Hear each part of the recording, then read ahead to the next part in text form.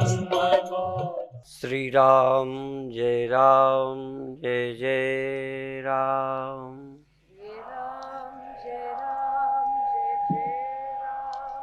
श्री राम जय राम जय जय राम। श्री राम जय राम जय जय राम।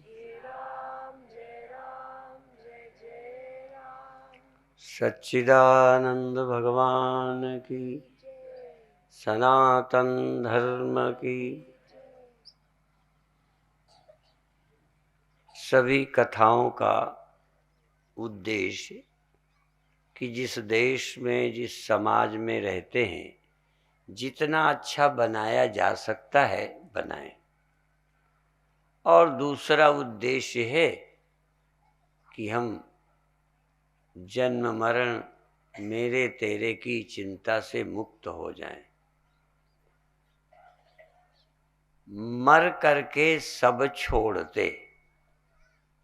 कौन ऐसा है जो मरने पे नहीं घर छोड़ता, धन नहीं छोड़ता? मर करके सब छोड़ते।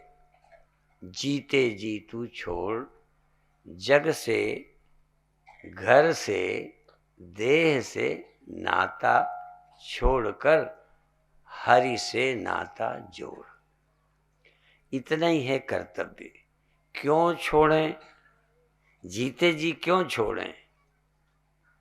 मरने पर छूटने से लाभ क्या है?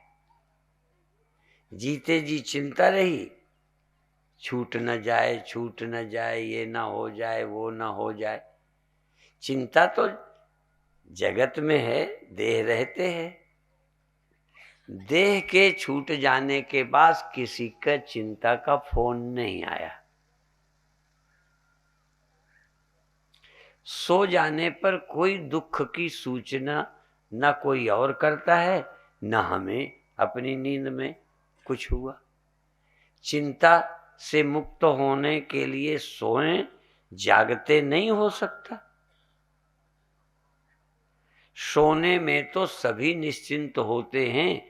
मूर्ख से मूर्ख, पापी से पापी हो जाता है। नींद में मुक्त निश्चिंत ज्ञानी तो वो है जो जीते और जागते निश्चिंत हो जाए।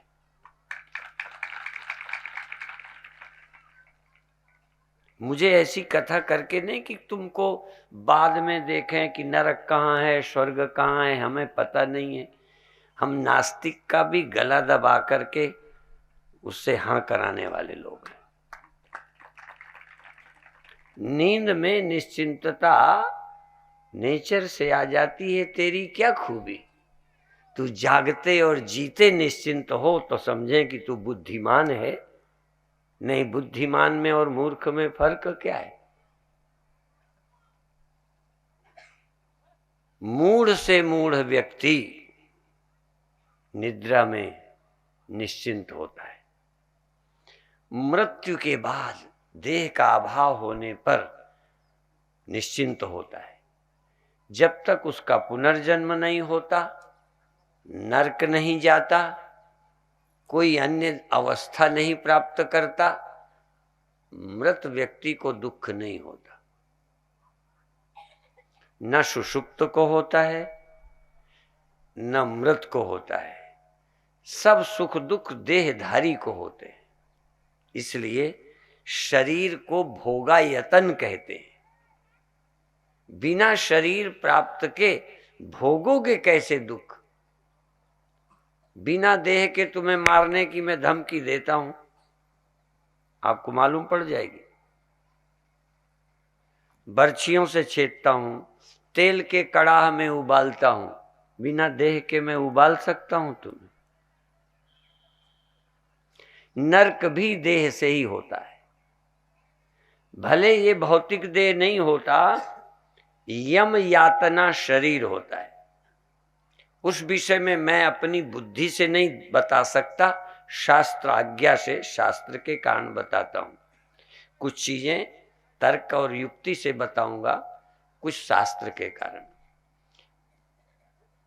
पर इतना बात पक्की है कि यदि मेरे देह नहीं हो, चाहे चींटी जैसा देह हो, कीड़े जैसा देह हो, स्वप्न जैसा देह हो, बिना देह के मुझे मृत्यु दुख नहीं दिखाया जा सकता।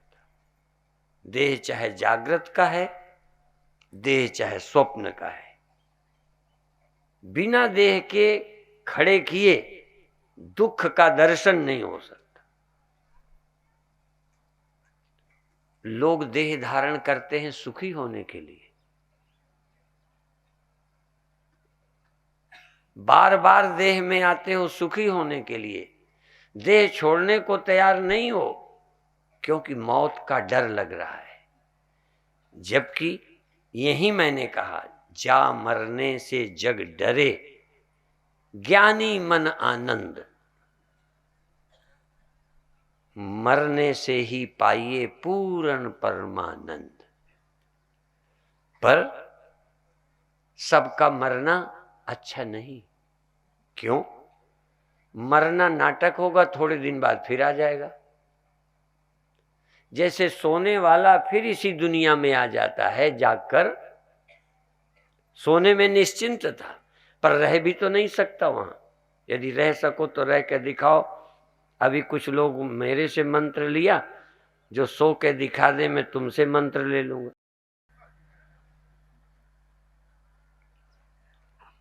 कोई चिंता नहीं, पर सो के दिखा दो कि सोया रहूंगा। मजबूर होकर प्रकृति तुमको पुनः देह में ले आके खड़ा कर देगी। जैसे सोए को जगा देती है प्रकृति, देह में ले आती है, ऐसे ही मरे को भी यह प्रकृति चैन से मरा नहीं रहने देती, फिर देह दे देती है। इसलिए हम कहते पुनरपि जननम पुनरपि मरणम पुनरपि जननी जठरे शयनम। अभी एक शब्द बड़े ढंग से कह के चले गए कि कितने बूंद तुमने खराब कर दिए हैं। रज और वीर्य हर बार व्यर्थ गया। कितना वीर्य गंवाया, कितना रज गंवाया, उसके लिए छाती कूटी रोए। पर जिस बूंद से देह बन गया उसके लिए रो रहे हो कि मेरा लड़का मर गया। कितने लड़के रोज मारे हैं। जितने बार आपने काम सुख लिया, हर बार एक एक बार में सैकड़ों हजारों लड़के मार दिए। वैज्ञानिक बताते हैं कितने उसमें वीर्य कण हैं जिसमें संतान होती है, लेकिन उनके मरने को रोए नहीं, बल्कि आनंद से मानते नहीं, रोज मारते ही रहते। पर जिस बार बच्चा बन गया, दिखने लग गया, उसके लिए चिंता करते हो।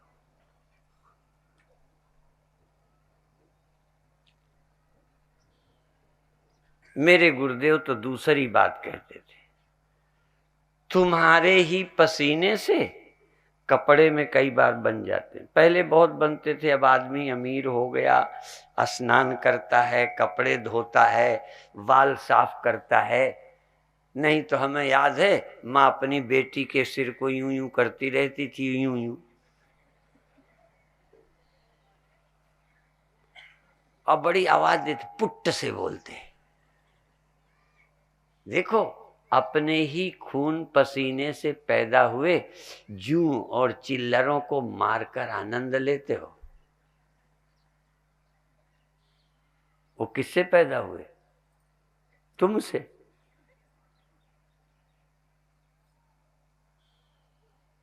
यही मनुष्य की बात है। हम चाहते हैं कि, हम नहीं कहते कि जू पैदा ना करो, होने दो, ये जू ही है। और वो जू तो थोड़ा ही खून पीता है, ये जो पैदा किए ये तुम्हारा कम खून पीते, चैन से नहीं रहने देते। तुम्हारे बच्चे तुम्हें चैन दे रहे। पर कब समझ आएगा मनुष्य को हम ये थोड़ी कहते हैं कि अब गृहस्थी न करो, करो, लेकिन ये भी एक जू समझो। और यदि और भी बोलते हैं कथावाचक, जैसे मूत है जैसे है पूत, जैसे पूत तैसे मूत। भजन करे तो पूत है, नहीं मूत का मूत। भजन करे तो पुत्र है, नहीं और क्या है। और भजन करे तो बेटा है, नहीं जू है जू। खून पीता रहेगा, तरास परेशान करता रहेगा, चिंता करेगा, टेंशन करेगा, अभी शादी हो जाए, पढ़ाई हो जाए, नौकरी लग जाए, फलाना हो जाए, चैन से नहीं रहोगे। ये जू से ज्यादा क्या है। हाँ, यदि तुमने कल्याण के रास्ते पे लगा दिया, इसलिए भजन करे तो पूत है। और अभी अभी आपको सुनाया कि भाई आपने अपनी सुंदरता गंवाई, बच्चा पैदा किया, भजन नहीं करता। अब भजन करने का क्यों करे भजन, ये भी प्रश्न है। ये सब बच्चे कम उम्र के सोचें क्यों भजन करें, क्या जरूरत पड़ी है, या भगवान को भजन कराने का शौक पड़ा है क्या। भगवान नहीं चाहता कि तुम मेरा भजन करो। भगवान हमारी तरह नहीं है कि पूजा का शौकीन हो। उस सत्य का स्मरण इसलिए करो कि तुम दुख से मुक्त हो जाओ। अपनी ही मुक्ति के लिए उसकी याद करो, अपनी निश्चिंतता के लिए याद करो। भजन से भगवान को कुछ मिल जाएगा, भगवान पर एहसान मत करो, अपने पर रहम करो। तुम देह बनकर बैठकर मरोगे, यदि उस सत्य को जान लो जिससे सारी सृष्टि उपजती है, जिससे उपजती है। उदाहरण में सरल करें जो सुन सकोगे। यहां अभिप्राय है जिससे जगत बना। हमें नहीं मालूम किससे बना, दिखता ही नहीं हमको, पर हमको ये दिखता है घड़े किससे बने। यहां किसने बनाए भी दिखता है और कैसे बने भी दिखता है, किससे बने भी दिखता है। पर एक उदाहरण भर हिस्सा ले लो कि मिट्टी से जो जो बनाया गया हो, गिनती नहीं, जो भी बनागा, मिट्टी से बनी चीज में मिट्टी जरूर होगी, बस। इसका कोई वैज्ञानिक विरोध नहीं कर सकता, कोई तार्किक नहीं कर सकता। लोहे से बनी हर चीज में, चाकू, कैंची, हंसिया, सुई, लोहे से बनी हर चीज में लोहा होगा। और सुई जल्दी नष्ट हो जाएगी, हंसिया नष्ट हो जाएगा, चाकू नष्ट हो जाएगी, टूट जाएगी, वो रह जाएगा जिससे बनी है। ये एक सिद्धांत है, ये वैज्ञानिक सत्य है, इसे भी सबको स्वीकारना होगा। हमें भगवान दिखता नहीं है, पर एक सिद्धांत सृष्टि में देखा कि जो चीज जिससे बनती है, बनी चीज नष्ट हो जाती है, जिससे बनती है वो बनने के पहले होती है, मिटने के बाद रहती है। तो इस सृष्टि के सत्य का नाम बाद में बताएंगे। भागवत में सत्यम परम धीमहि से भागवत का प्रारंभ और सत्यम परम धीमहि में भागवत की समाप्ति है। सत्य, त्रिकाल अबाधित्वम सत्यत्वम। त्रिकाल अबाधित अर्थात जिसका कभी अभाव ना हो वो सत्य है, कभी अभाव ना हो। घड़े का अभाव हो गया, घड़े के पहले मिट्टी थी। तीन काल का अर्थ अभी अनंत काल मत लीजिए, अभी तो उदाहरण में लीजिए।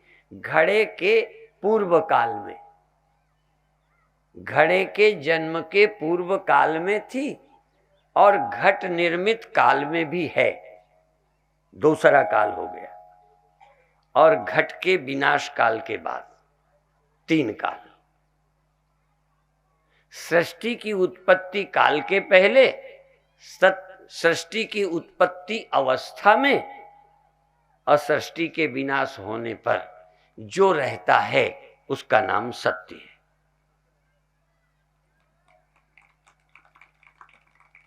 कोई को भगवान से चिढ़ है, हमारी भागवत बहुत रास्ता देती है। सत्यम परम धीमहि करके किसी नास्तिक की छाती न जले, इसलिए भगवान ने कहा, सत्य कह दिया। तीसरी बात और मैं कहना चाहता हूं, सत्य हमारे यहां भगवान के तमाम नाम हैं। राधा कृष्ण मंदिर हैं, राम मंदिर हैं, शिव मंदिर हैं, है ना। एक मंदिर का और नाम प्रचलित है, उसका नाम है सत्यनारायण मंदिर। स्वामी नारायण नहीं कहा मैंने, सत्यनारायण कहा। सत्यनारायण माने जहां सत्य के दर्शन हो, सत्य का अनुभव हो, सत्य पर विचार हो, ऐसे मंदिर सत्यनारायण। सत्य ही नारायण है और सब जगह सत्य के मंदिर ही बनने चाहिए। वैसे न्यायालय भी धीरे धीरे झूठ के मंदिर हुए जा रहे हैं। बुरा नहीं माने, जिनसे आशा थी सत्य की, वो राजनीति की तरफ देखते हैं कि ये क्या फैसला सरकार चाहती है। पर हम कहना चाहते हैं सत्य कौन? देखो, लोहा कौन? जिससे चाकू बनी, हंसिया बना, खुरपी बनी, वो लोहा। मिट्टी कौन? जिससे घड़े बने, मकान बने। परमात्मा कौन? जिससे सब बने। मैं नहीं, तुम नहीं, ये नहीं, वो नहीं, कुत्ता नहीं, बिल्ली नहीं, पेड़ नहीं, पहाड़ नहीं, गिनाने की जरूरत नहीं, जिससे सब बने उसका नाम परमात्मा। याद रखना परिभाषा। इसीलिए उपनिषद का ही मंत्र बोलता हूं मैं। देखो, व्यास गद्दी से बोल रहा हूं। हम वेद के मानने वाले हैं, हम वैदिक लोग हैं, हम वेद पर श्रद्धा रखते हैं और श्रद्धा के साथ में ज्यादा युक्ति पूर्ण बात वेद की है। वो कहते हैं भगवान क्या है? कहते यतः, मैंने पहले उदाहरण दे दिया, अभी श्लोक बोल देता हूं, मंत्र। यतः व इमानि भूतानि जायन्ते। यतः माने जिससे, यतो व इमानि भूतानि जायन्ते, जिससे ये सब प्राणी, भूत, वस्तुएं उत्पन्न हुई हैं। जिससे, भले वो दिखता नहीं, पर नियम तो है, किसी से तो हुई होंगी। यदि घड़ा बना है, हमें न दिखती होती मिट्टी, चलो न सही, कुम्हार हमने बनाते मान लो नहीं भी देखा, तो कोई तो होगा जिसने बनाया। यतो वा इमानि भूतानि जायन्ते। देखो, जिस मकान में अभी हम ठहरे हैं, जिस मकान में संत ठहराए हैं, मैंने उनको बनाते नहीं देखा। जहां मैं ठहरा हूं उसके पड़ोस का मकान बनते देखा, उसमें मिस्त्री लगे हुए, पर जिसमें ठहरा हूं उसमें मैंने बनते नहीं देखा। तो ये मान लो कोई ने बनाया ही नहीं। तुम बता दो, मान लो कि किसी ने नहीं बनाया, चूंकि मैंने नहीं देखा। तुमने नहीं देखा भगवान को तो मान लें कि कोई है ही नहीं। इसीलिए आर्य समाजी बड़े तार्किक लोग ये कहते हैं, हमने तो अपने को बनाते माँ बाप को भी नहीं देखा। तुम तो बाद में हुए, पहले बाप ने बना दिया, बाद में हुए, तो बाप नहीं है तुम्हारा, ना कोई माँ है। जरूरी है कि तुम बनाने वाले को देखो तब वो हो। इसलिए मैं एक बात कहना चाहता हूं, यतो व इमानि भूतानि जायन्ते, जिससे ये सब पैदा हुए हैं, एन जातानि, जिसके द्वारा पैदा किए गए हैं, यत पर्यन्त्यभिशम विशन्ति जीवंती, येन जातानि जीवन्ति, जिससे हुए हैं, जिसके द्वारा हुए हैं और जिसमें जीते हैं। जीते भी स्वतंत्र नहीं, देखो जीते भी उसी में है। जैसे पानी से लहर पैदा होती है, जीती है पानी के बाहर। लोहे से औजार पैदा होते हैं, रहते हैं स्वतंत्र। ये संसार जिससे पैदा हुआ है उसी में जीवित है। जिसके बिना संसार हो नहीं सकता, दिख नहीं सकता, उसको कहते हो है नहीं। उस परमात्मा को इनकार करते हैं राजनैतिक लोग।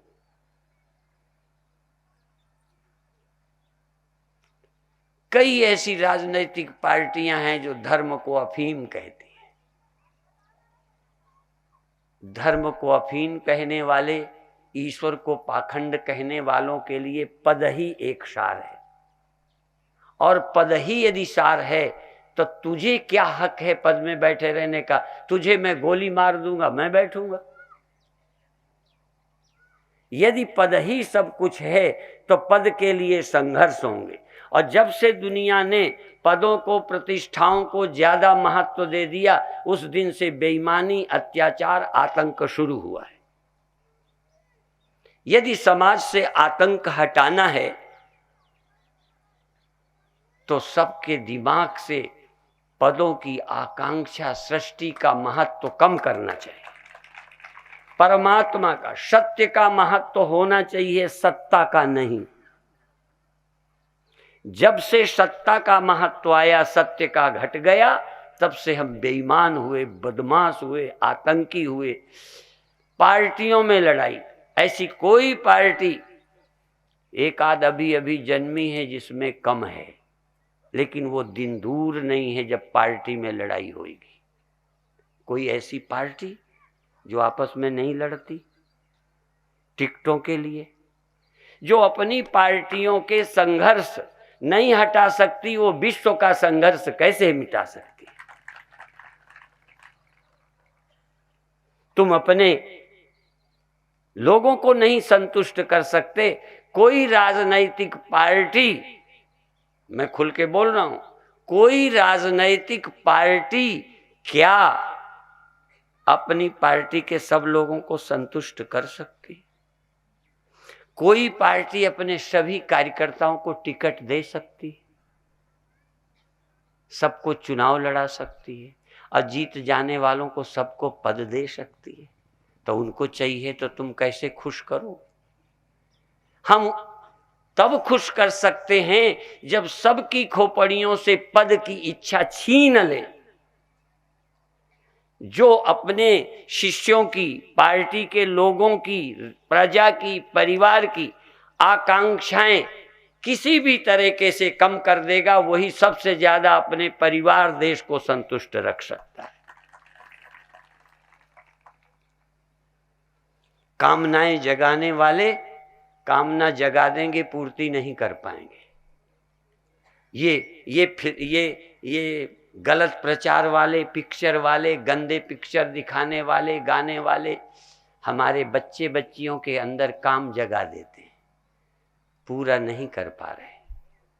बलात्कार उसी की देन है, चरित्रहीनता उसी की देन है।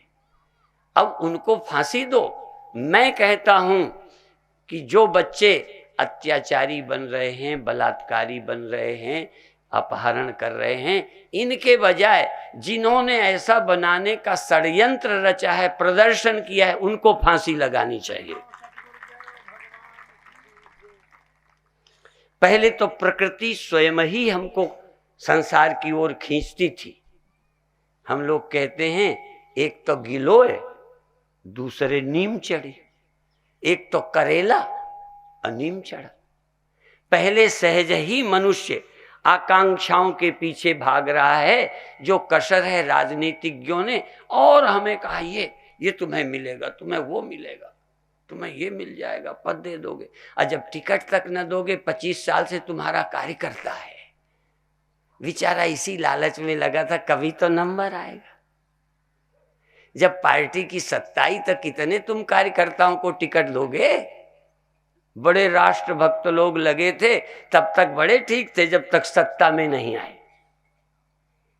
सत्ता में नहीं आए टिकट की कौन देता? अब जब सत्ता में आए सबके अंदर है कि इतने दिन के पुराने हमें टिकट मिले, तो कार्यकर्ता कार्यकर्ता को हराते हैं चुनाव में। मैं नाम नूम नहीं लेता, तुम सब जानते हो जिनकी ओर इशारा है। पर जिनकी ओर इशारा नहीं है वो ठीक है क्या? मैं जानबूझ करके उनका भी समेट लूंगा। और जिनके यहां अभी नहीं है, चूंकि कोई है ही उम्मीदवार नहीं, सब अनपढ़े मूर्ख हैं, इसलिए वहां भी संघर्ष नहीं। चाहे वो गधे को टिकट दे दे तो सब आदमी उसे वोट देंगे। एक पार्टी ऐसी है, किसी को टिकट दे दे उसका वोटर उसी को देगा। जिस दिन वो जागरूक हो जाएगा, समझदार हो जाएगा, उस दिन नहीं देगा। इसलिए मैं तुमसे निवेदन करना चाहता हूं, आकांक्षाओं की पूर्ति। और बता दूं, राजा नहीं, राम, अब मैं राम कहूंगा, ईश्वर कहूंगा। ईश्वर भी जन्म देकर तुम्हारी इच्छाएं पूरी नहीं कर सका, कर दी इच्छा। इस सृष्टि का रचयिता भी सृष्टि के द्वारा तुम्हें तृप्त नहीं कर सकता। हां, तुमको अपना ही अनुभव देकर तुमको मुक्त कर सकता है। ईश्वर भी जब राज्य में आते हैं, सत्ता लेते हैं, तो प्रजा को बुलाकर राम उपदेश करते हैं, नर तन कर फल विषय न भाई। राम अपनी प्रजा को समझाते हैं। ये गधे राजनैतिक पदों का प्रोत्साहन लोभ देते हैं, फर्क समझ लो। राम प्रजा को और कुछ नहीं देते, राम कथा सुनाते हैं। प्रजा को बुलाकर शपथ ग्रहण के बाद अपनी प्रजा को कहते हैं, नर समान नहीं कौनो देही, जीव चराचर याचत यही। ऐसा समझाते हैं।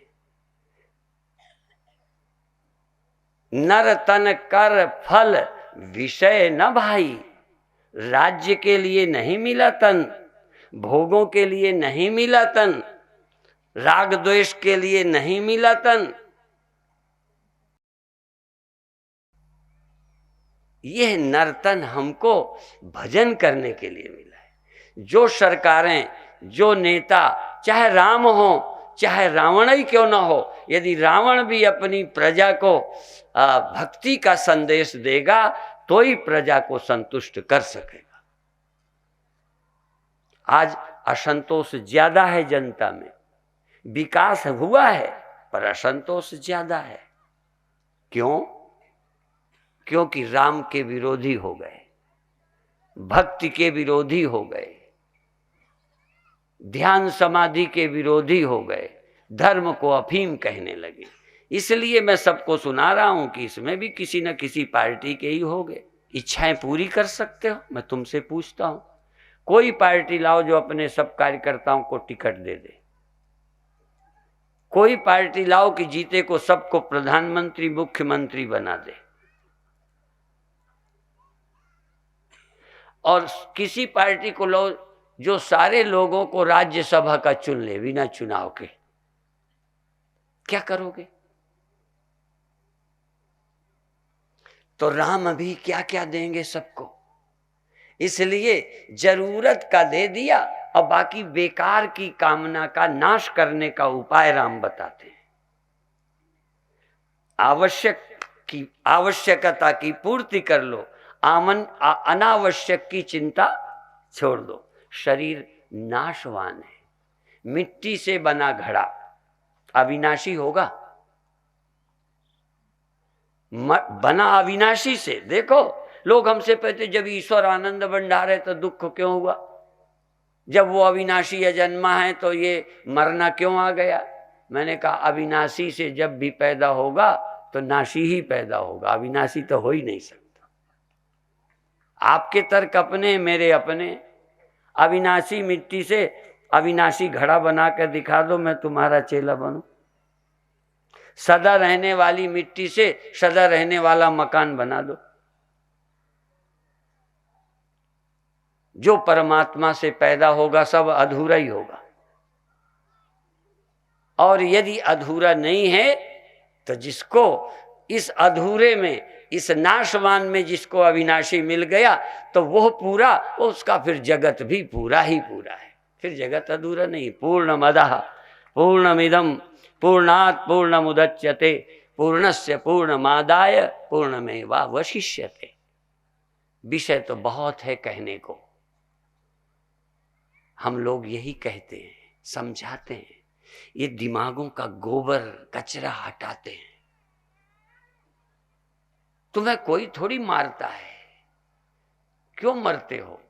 सत्य को, घड़ा क्यों मरता है?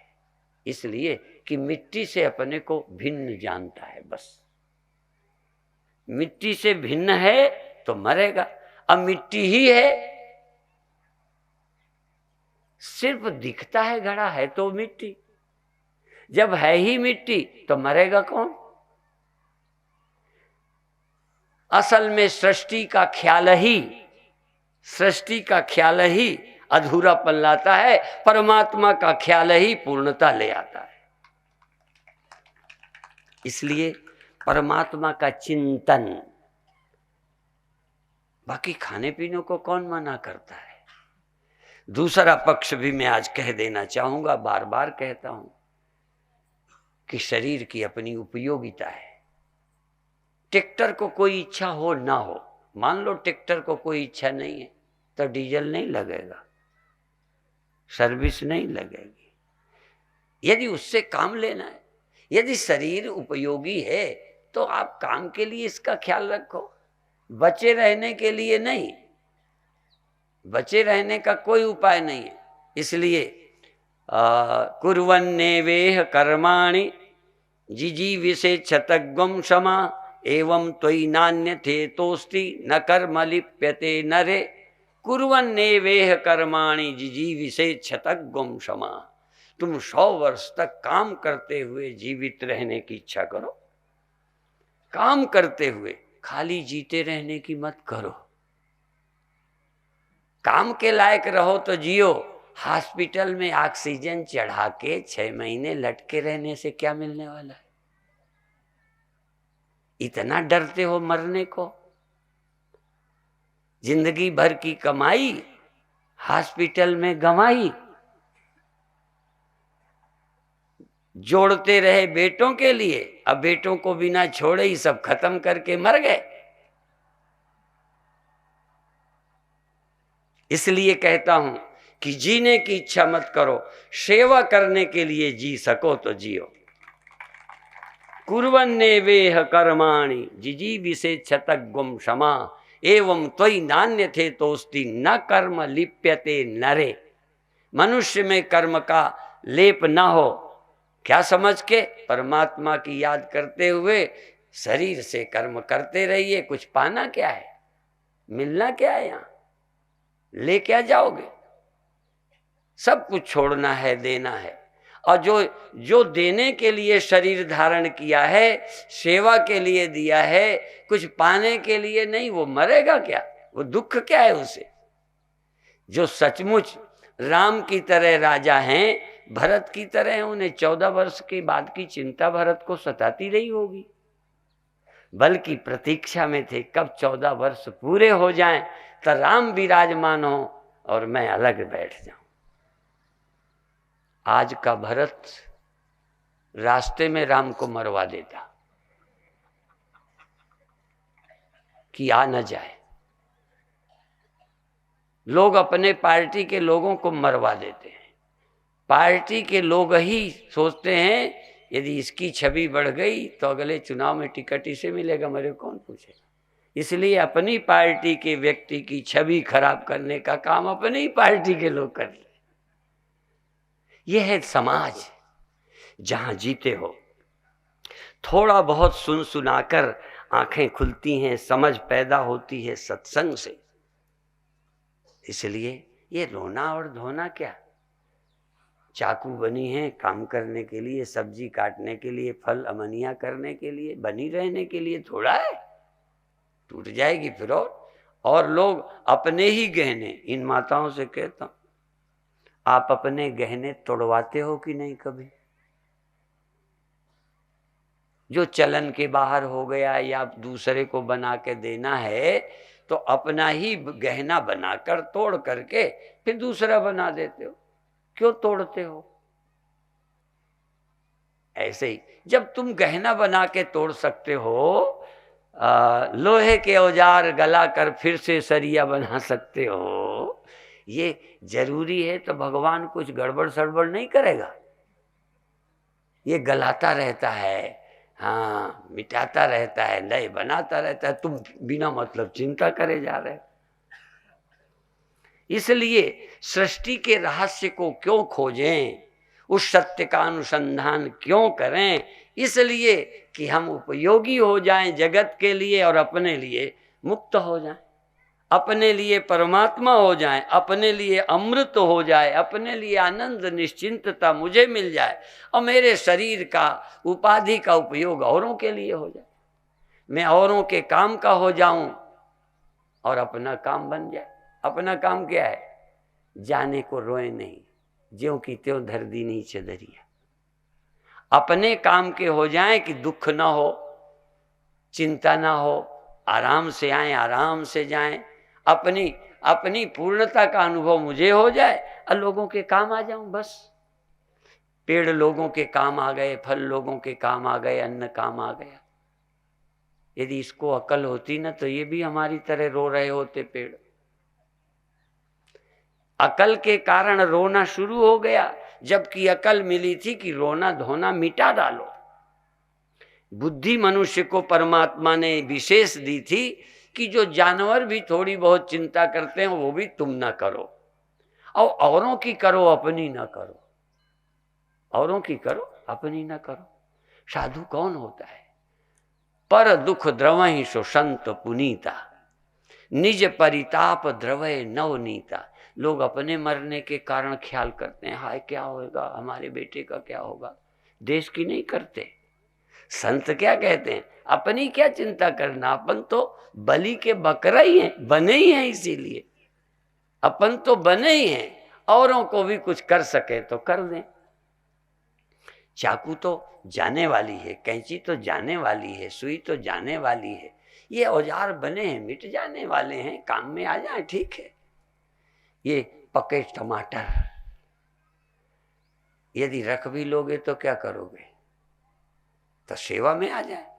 देखो टमाटर तो अंत में लौट पौट के मिट्टी में जाना है, तो यहां से गुजर जाएं, ताकत दे जाएं, बाद में चले जाएं कि पड़े पड़े। तो तुम तो मरना ही मरना है शरीर को, जब जाना ही है तो अच्छा करते रहो, निश्चिंत रहो, निष्काम रहो, निर्द्वंद रहो। गीता तुमको कर्तव्य परायण बनती है, रामायण हमको अच्छी बनना सिखाती है और अच्छा काम कराती है, निश्चिंत करती है। इसलिए आपसे इतना ही निवेदन है कि सत्संग जरूर किया करो। कुछ भी नहीं आता सत्संग करो, कुछ नहीं आता अच्छी किताबें पढ़ो, फालतू की नहीं पढ़ो, गंदी किताबें। मैं कितने बार उदाहरण देता हूं, एक बार जब इंदौर आया तो वहां सर्वोदय साहित्य भंडार, उसके ऊपर लिखा था मुझे नर्क भेज दिया जाए मैं तैयार हूं, पर मेरे साथ अच्छी किताबें होनी चाहिए। माने नर्क में भी अच्छी किताबें जिसके होंगी वो आनंद से रहेगा, और मूर्ख आदमी तो स्वर्ग भेज दिया जाए तो वहां भी लड़ेगा मरेगा। जहां सुमति तहां संपत्ति नाना, जहां कुमति तहां विपत निधाना। और ये सुमति या तो तुम्हें जन्म से मिली हो, नहीं किताबें पढ़ो, सत्संग करो। सत्संगश्च विवेकश्च, सत्संगश्च विवेकश्च निर्मलम नयनद्वयम। दो आंखें हर आदमी को चाहिए, सत्संग और विवेक। यस्य नास्ति, न विवेक है न सत्संग है। यस्य नास्ति न रहा शोंधा स अंधा, जिसके न सत्संग है, न अपनी ही अकल है, न उधार लेता है, न पढ़ता है। सत्संगस्य विवेकश्च निर्मलम नयनद्वयम, यस्य नास्ति नरः स अंधा। वो मनुष्य अंधा है, कथम न स्याद अमार्गगा, जब आंखें नहीं है तो कहाँ नहीं गिरेगा। अमार्गगा, जाने कहाँ भटकेगा, कहाँ गिरेगा अंधेरे में। इसलिए हमारे पास सत्संग विवेक की आंखें होनी चाहिए। एक ही कार्यक्रम में सब कुछ बताना संभव तो नहीं है, पर आत्म चेतना यहाँ जन्मी और स्वामी सत्यानंद जी के इच्छा से ये कथा थोड़ी करती, बार बार प्रेरणा कर करके। देखो, हाँ, सत्यानंद जी करो। ऋतंभरा को एक बार जब हमने पहले एक नदी के किनारे प्रवचन का टाइम दिया तो एक ब्रह्म चेतना थी, उसके कीर्तन बहुत जमते थे और बहुत अच्छा बोल्ड थी। उसके बाद ऋतंभरा को दिया तो बोली, तो मैंने कहा तुम बहुत अच्छा बोलोगी। ऋतंभरा को कहने लगे मेरा तुम दिल रखने के लिए कह रहे हो। मैंने कहा दिल रखने को नहीं कहता, हम समझते हैं। और मैंने कहा वो बोली बहुत जमी उसका, तेरा कम जमा है, ये ठीक है। तो ऐसे ही है। देखो, हम लोगों को योग्यता कोई आए जो समाज के काम में आ जाए। यहाँ के सूचना मंत्री तो बड़ी कमाल कहने लगता है आगे हमारे आने की जरूरतें नहीं, यही सब बोल दिया करेंगे। कितने उदाहरण, कितनी अच्छी बातें बता देते हैं। अब ये दूसरी बात है, देखो बोलना अच्छा आ जाए ये बहुत अच्छा है। घर में, परिवार में, देश में बोलना अच्छा आ जाए। कई बार तो बोलना ही नहीं आता लोगों को, ऐसा बेतुका बोलते हैं कि ना होती हो तो पूरी हो जाए लड़ाई। हाँ, जैसे कई नशा पी के बोलते हैं, बड़बड़ाते हैं। अब नशा पिए आदमी मेरे को एक बार झांसी में मिल गया, कहता है मेरे घर चलो। मैंने कहा नहीं कल आएंगे। कहना अबे चलो, पिए हुए था पूरा। एक गुड़गांवा में भी पी के आया, 200 रुपया चढ़ाए और 7 दिन का कार्यक्रम, फिर अगले दिन 200 चढ़ाए, फिर अगले दिन। हमने कहा इतना कोई उधार नहीं है, 200 रोज कौन चढ़ाता है, कहीं पी के आता है। मैंने कहा जब उतर जाए तो मांगने तो नहीं आएगा।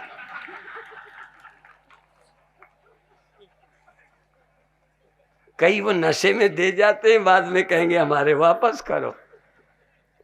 जोश भी नशा ही है। कई तो जोश में दे के दूसरे दिन सोचेंगे यार आवेश में आ गए, इतना न देते तो ठीक है।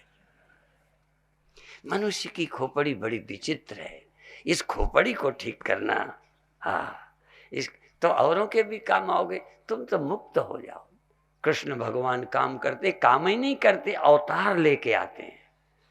परोपकाराय शताम विभूतया, संतों का, सज्जनों का तो वैभव भी परोपकार के लिए कहाँ ले जाएंगे। ऐसे ही आप भी वैसे कहाँ ले जाओगे। ज्यादा लड़की की शादी करोगे, लड़के का करोगे, और करोगे क्या। और लड़का भी क्या करेगा, लड़के का लड़का क्या करेगा, बस जिएगा और मरेगा। और ज्यादा है क्या काम किसी के पास। ज्यादा को तो लुटाओ, समाज के काम में लग जाओ। और नेताओं को भी कहो यार लूटो नहीं, लुटाओ। हाँ, बुरा नहीं माने, लोग मुड़ के देखने लगे, वो नेता बैठे हैं ना। अरे नहीं, अपनी तरफ देखो ना। अरे भाई वो दूसरे ढंग से, तुम दूसरे ढंग से। ये देखो ना, तुम लुटाना जानते हो या लूटना। सवाल तो लूटने में लगे पड़े। एक बाजार में लूटता है और निर्भय होके लूटता है, एक तो डरता है ना लूटने, जब निकलता है कोई देख ना ले। अब देखो बनिया जो है भरे बाजार लूटता रहता है, बड़े कानून से लूटता है, तरीके से लूटता है। ये गंदे गंदे पिक्चर बनाने वाले लूटे ही तो रहे हैं। गंदी गंदी चीजें समाज को बांट के बाकायदे कानूनन रुपया कमा रहे हैं। इन पर प्रतिबंध लगना चाहिए कि तुम्हारी कमाई तो हुई, तुम समाज को बर्बाद कर रहे हो। शराब बेच के कमाई हो रही और हर सरकारें ठेका देती हैं। एक तरफ शराब को बुरा प्रचार, शराब नहीं पीनी चाहिए के पोस्टर चिपकवाते हैं, और एक तरफ पीने के लिए ठेका खोलते हैं। है ना, दोनों तरफ चालबाज। एक तो जू पैदा करने की बात करो और फिर जू मार दवाई बेचो। ये सब क्या है। इसलिए समाज में जो चीज बुरा है उसका महत्व कम करना चाहिए, बुराई का प्रचार नहीं होना चाहिए, बच्चों को अच्छा बनाना चाहिए, अच्छे रास्ते लगाना चाहिए। ये हम लोगों से ज्यादा योग्य बच्चे हैं। ज़्यादा पढ़े हैं, ज़्यादा अच्छे हैं, पर दिशा, पढ़ने के साथ दिशा गलत दी जा रही है। तो फिर ये बच्चे क्या समझते हैं, हम लोग बुद्धू हैं, हम लोगों को समझते हैं। चूँकि हमें कंप्यूटर नहीं आता, सेलुलर नहीं आता, इनकी नॉलेज ज़्यादा है, तब एक नॉलेज के कारण हमारी जो नॉलेज है उसको वैल्यू नहीं समझते। बूढ़ों को ये बच्चे बेवकूफ़ समझते हैं कि दादा को तो कुछ आता ही नहीं। अब जब आता नहीं, ये पहले इनकी खोपड़ी में आ गया, तो जो तुम्हें आता है उससे कैसे ले लेंगे ये? साधुओं को बहुत कुछ आता है, पर साधुओं से वो लोग लें जब समझ में आ जाए साधुओं के पास वो है जो हमारे पास नहीं है। अंग्रेजी है, संस्कृत है, और साइंस है, और कंप्यूटर है, बहुत नॉलेज है, पर दुख से बचने का उपाय एक कहानी कहकर समाप्त करते हैं। एक नदी थी, उसमें कुछ लोग, बड़े विद्वान लोग बैठे थे। मल्लाह नाव चला रहा था। उसमें एक मल्लाह से एक ने पूछा, भैया तुमको रामायण आती है, गीता आती है? कि नहीं, मुझे तो कुछ आता है नहीं, मैं तो पढ़ा नहीं हूँ। कुछ लेखकों के, फ्रायड, बर्कले, इनके नाम जानते हो? कहना ये नाम तो हमने सुने ही नहीं। तो कहते तुम्हारी चौथाई जिंदगी पानी में चली गई। फिर वो कहते हैं तुम वो जानते हो स्वर्ग नरक का कोई ये जानते? कह नहीं, ये मैं नहीं जानता, मैं तो सीधा आदमी हूँ। कहें तुम्हारी आधी जिंदगी चली गई। वो बातें करता रहा, और बड़े बड़े विद्वान लोग बैठे थे। इतने में नाव भंवर में पड़ गई, डूबने लगी। तकेवट कहता है मुझे तो कुछ नहीं आता, मेरी आधी जिंदगी चली गई, तुमको तैरना आता है? कहें तैरना तो नहीं आता। कहें तो मेरी तो आधी गई, आधी तो मैं बचा के जाता हूँ तैर के, तुम्हारी पूरी अभी पानी में चली जाएगी। हाँ, ते पढ़ाई लिखाई पूरी जाने वाली है। जिन्होंने तैरना सीखा वही बस पार होते हैं, अनारी मोह सागर से नहीं उद्धार होते हैं।